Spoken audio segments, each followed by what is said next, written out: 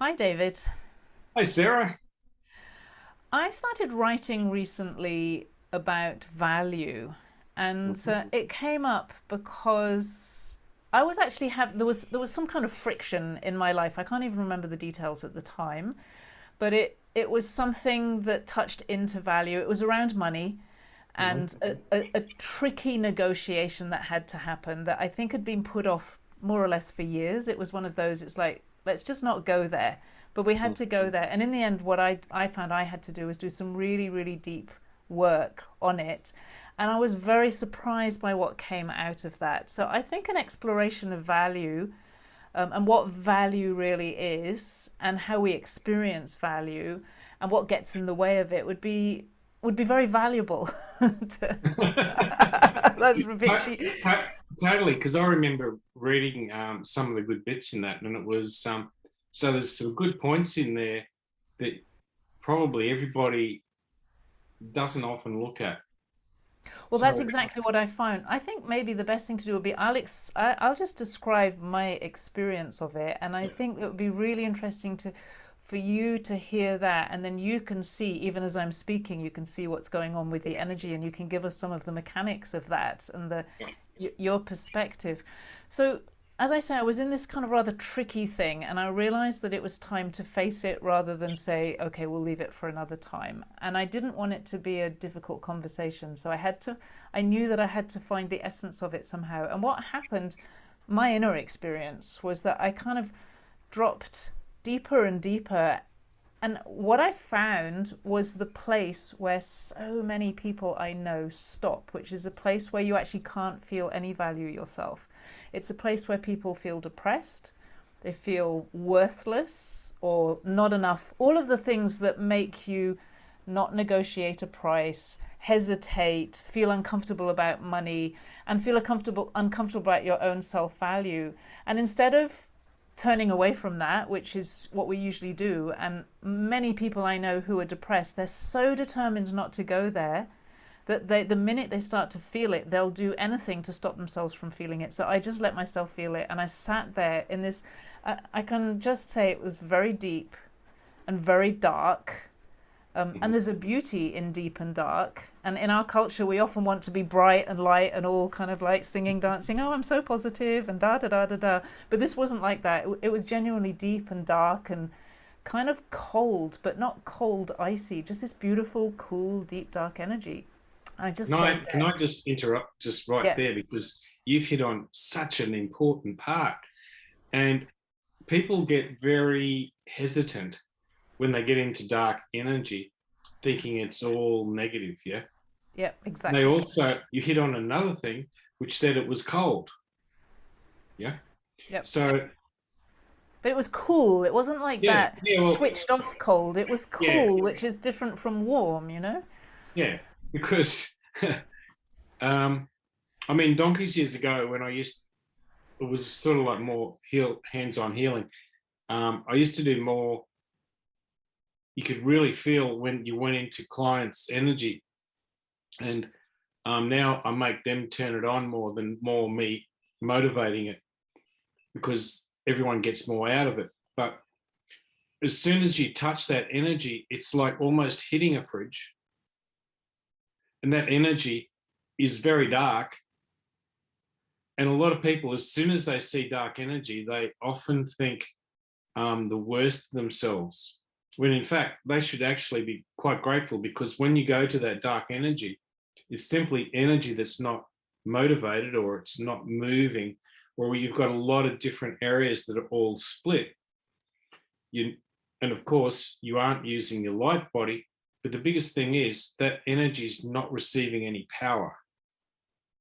So as we introduce power into it, it can be actually enhanced or stimulated, and then we can actually start to find what is there, because that's where we find a lot of value in ourselves, because we don't explore it simply for the value that we can't feel, or we can't indicate any there being value there. Or sometimes the other reason is where there was value, it had been taken from us. So we don't want to repeat it. It's like, oh, I don't want to put any value in there, because last time I visited that, it was all sucked out of me and people took advantage of me. Yeah. Anyway, I'll let you go on So, from there. yeah, that's really interesting to start to kind of unpack this. So I stayed there, and I felt at first all those feelings that I'm very familiar with through my clients. I'm not a depressive type myself, but I worked with a lot of people who are depressed, and I could feel it. I didn't take it particularly personally, but it was all there. And instead of, like I said, instead of running away from it, it was almost like I just allowed myself to just drop deeper and deeper, just stay very present with it and stay very present. And after a little while, it was like I dropped through that layer and I arrived in what I would call value, pure value. It was like, so it's also really interesting. It's also deep and dark and cool, but the light is in it. It's alive. Yeah. It's beautifully alive. And it's the place where you know, or I know, and I knew, and I know now, because it doesn't, once I touch that, it never completely went away. It stays, you know, it's like a foundational thing. I know the value of life. It's like every bit of life is valuable just for being alive. And it's not something you can cut up, and you don't share value and you don't create value, because the value's there. It's in me, it's in you, it's in every part of it. And it's so pure and it's so true. And when you know that inside yourself, you no longer have that needy feeling, or that feeling of not being enough, or that depressed feeling, which is like, what's the point of my life? Even my life doesn't even have any value. And I recognized so many people I know who, when they get any little bit close to that, which is where they'll find everything that they're looking for in those depressed moments or unworthy moments, they're looking for value, but they're looking for true value. They're not looking for, you know, who am I in the world? I just want to prove myself, because that's empty for them. So empty. Doesn't work. They're looking for true value, but they turn away from it because they're afraid of that layer that was kind of sitting above it, that probably we can all touch. We can all touch that layer. But it just changes the experience of being human, because if you then need to negotiate a price or something, but you've got your own sense of intrinsic value solid inside you, you just do it. And honestly, the conversation that we then needed to have, we had it within a couple of days. It was amazing. It changed. It resolved things that had been left unresolved for years. It literally worked in the way that it should work, because my sense of value, or my true value, was in the right place, and it was awake and it was alive, and I was no longer avoiding it. While you just, before we move on to because we've got a lot of different subjects in value here to go through.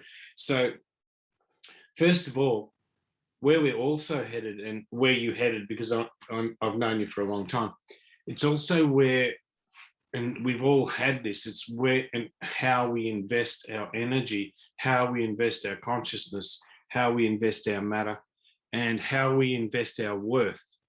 Yeah, because everything that we do, we basically invest in. So we invest in different types of love, and often there's a lot of areas where we've had a great deal of loss, especially if we've lost certain people who are loved, like loved ones. That loss we understand and we comprehend, and it's one of the hardest ones to sometimes bring back, because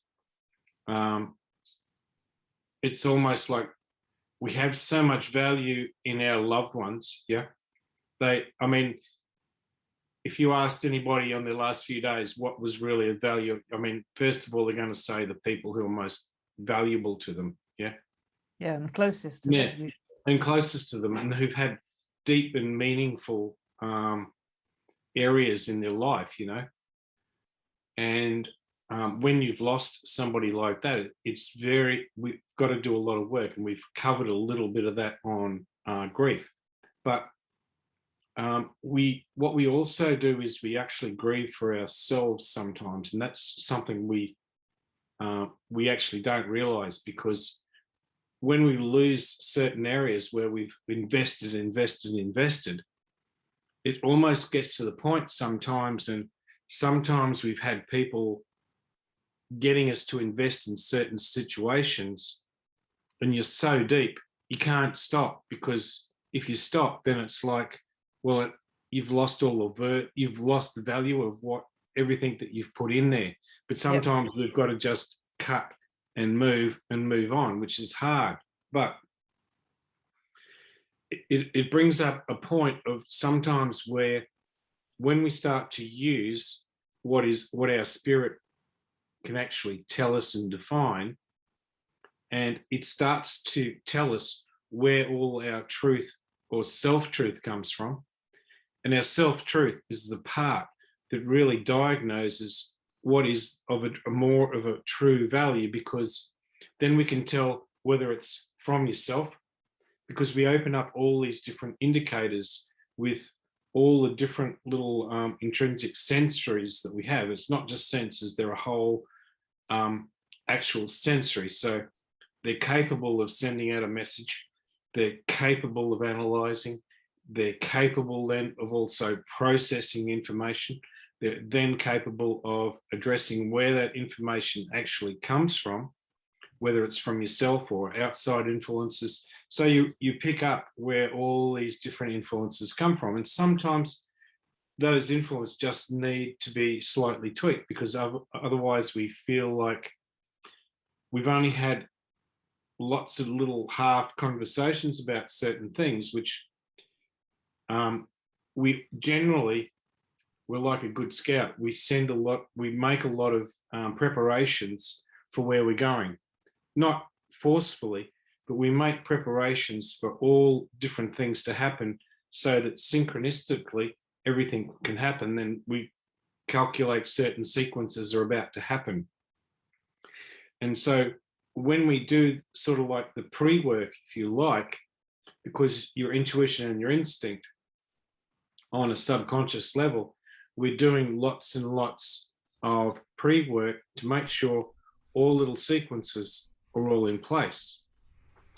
It makes us also then analyze the true value of a lot of different things. I mean, we have dirt, we can evaluate it in a spirit sense, we can evaluate it in a conscious sense, we can evaluate what the end product's going to be, how it will enhance our living life, because we make sure everything's going to add into our living life, not past life. And excuse me, sometimes we have little cycles that are more pushing us towards past life, as we've found.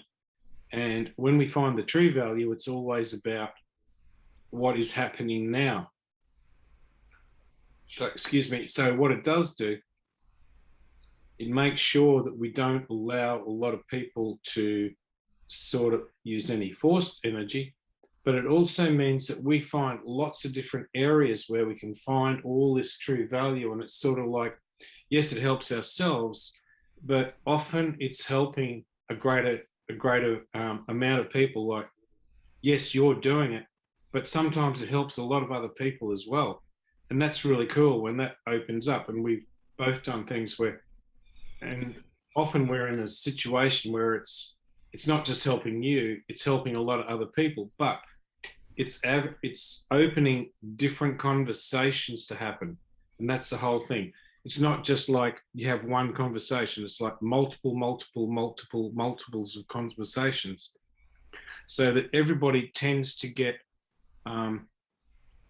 it has a reaction and response, so everybody gets to contribute. So the people you're contributing with, it has an ease about it. There's no forced energy. It's opening opportunities.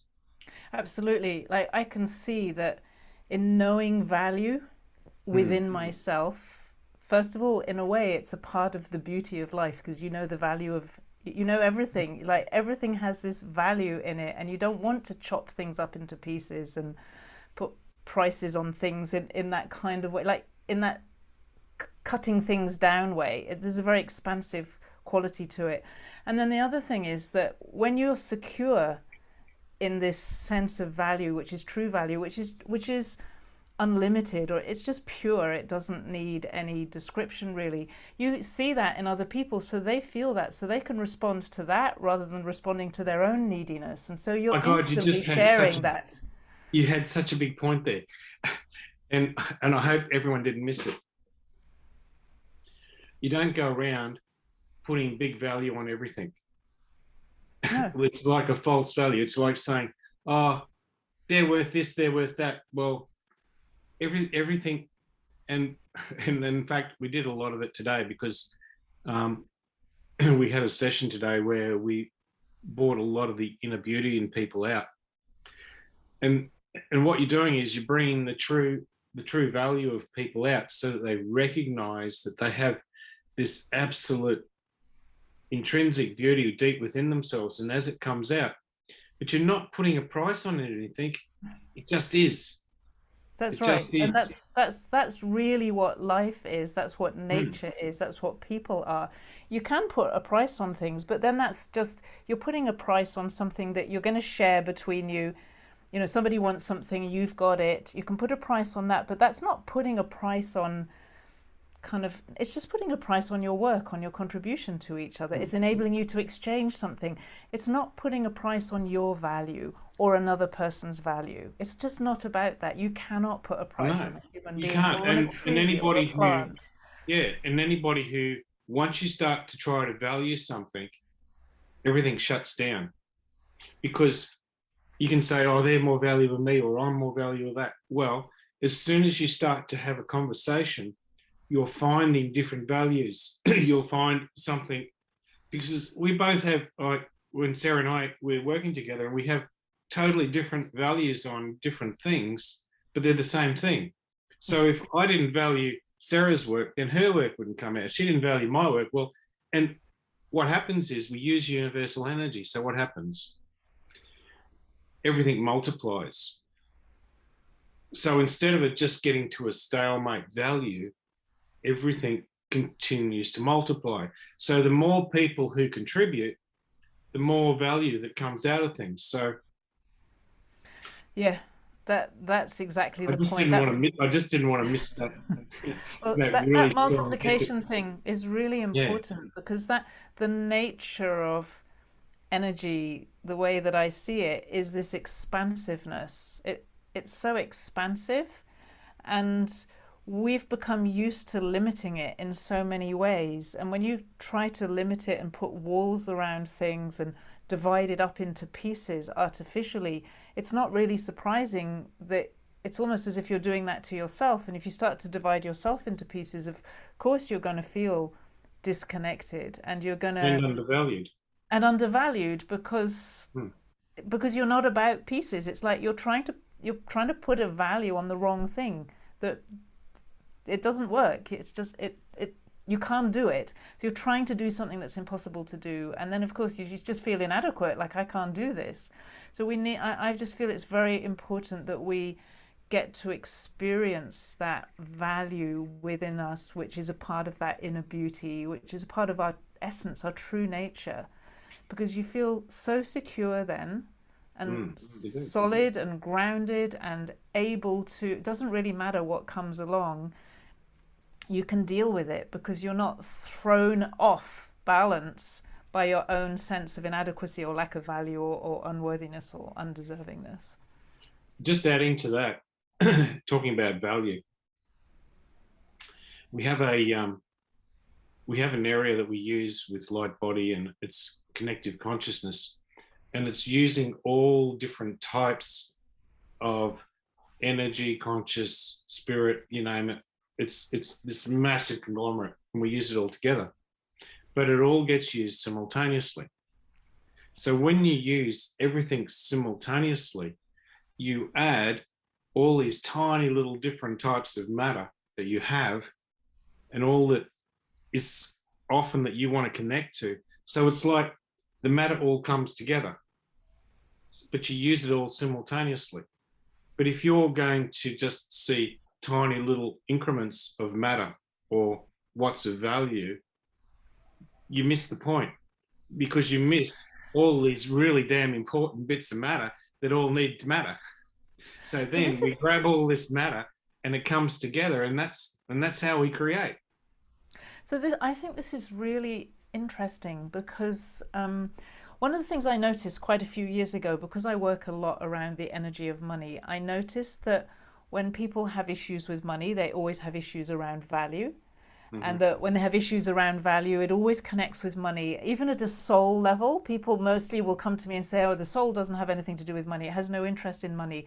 But there's something about, if we don't value our soul, for example, that will translate into our relationship with money. It's very interesting to see that connection.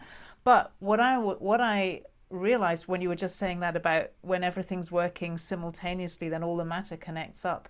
What I found is that when that, exactly what you're saying, when the value is in place and everything's working together, it actually, all the money pieces, so that part of our life, which is a significant part of our life because we can't do without it, that actually all connects up together, and suddenly things start to work in ways that they haven't worked before. So again, it translates from the deep internal experience all the way to the external, physical, temporary experience, if you like. When it's all working together, it works all the way from the inside to the outside. And I'm seeing that. I'm seeing that from that moment of really touching value in a way that I never had before, everything in my external world took on it was like a step change in business and in what's happening in a way that I could never ever have predicted. It's a strange sense. It's a sense too. We could say it's a feeling, but it's more of a sense because once you sense that value, you're not hesitant. And you Yeah, don't, because if you're hesitant about it, and once we get a sensory perspective of it, um, that's when all these different values sort of become a conglomerate to come together, and that's how I sort of see it as in matter, and that's how become concurrent currencies. yeah. Because I think, well, exactly. So that's why it translates into the matter part, the material It part, does. It and it is does. It does. currency. It is Yeah. currency, is flow, it is money, it is energy. It's all of this together. And there's something that I want to say, and we can do a whole talk about this perhaps another time.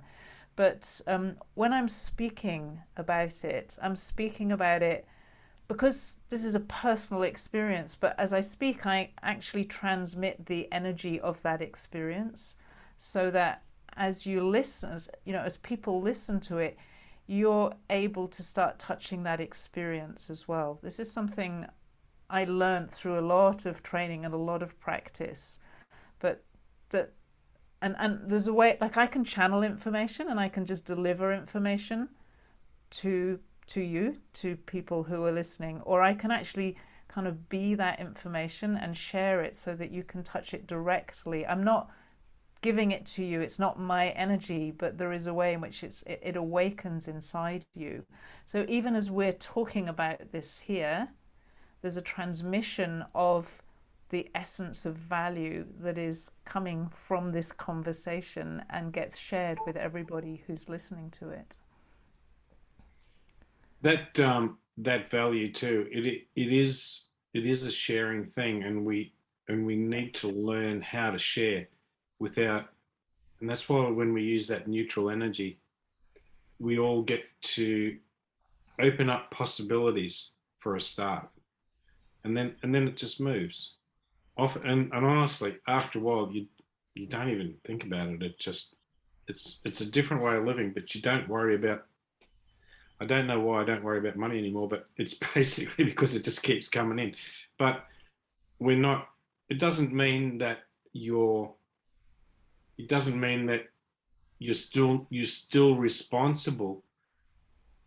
I mean, I'm still very responsible with my money. I just don't worry about it Yeah, yeah, that's very because different.